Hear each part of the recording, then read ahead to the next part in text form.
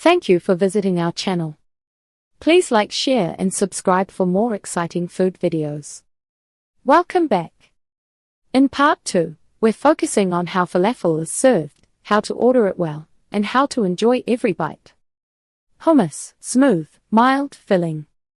Hot sauce, adds bite without changing the base flavor. Amber, a tangy mango pickle sauce found in some styles. Diet notes are usually easy here. Falafel is often vegan, but always check sources, since some places add yogurt. For gluten-free needs, pita and binders are the main watch-outs. Classic falafel pita and wraps, what usually comes inside. A falafel pita is like a handheld salad plus comfort food. Inside you'll often find lettuce, tomato, cucumber, onions, pickles, and fresh herbs.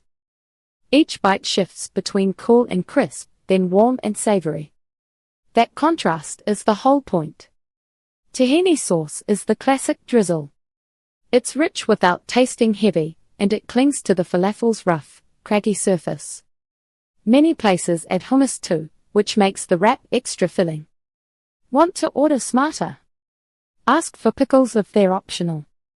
That tang cuts through fried food and keeps the wrap from tasting one note. If the shop offers amber or a punchy hot sauce, try a little. It's like adding a squeeze of lemon to soup, the flavor wakes up. Falafel plates and bowls, an easy way to customize. If you don't want bread, order a falafel plate. You'll usually get a few falafel balls with salad, hummus, tahini, and a side like rice or fries. It's also the easiest format for sharing or saving half for later. Small tweaks make a big difference.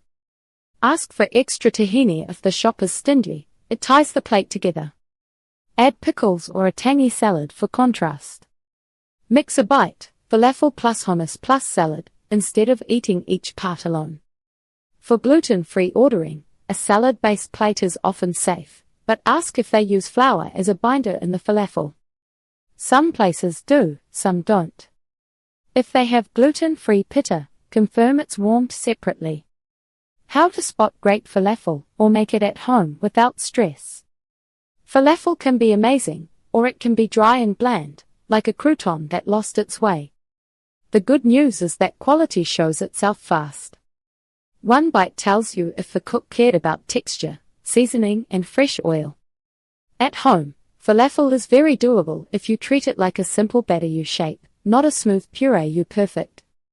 A few small habits prevent most failures, and you don't need special tools beyond a basic food processor. The quick quality test: crisp outside, green inside, not oily. Great falafel has a clear crunch when you bite, then a tender center that almost steams. The inside should look moist and speckled with herbs, often green.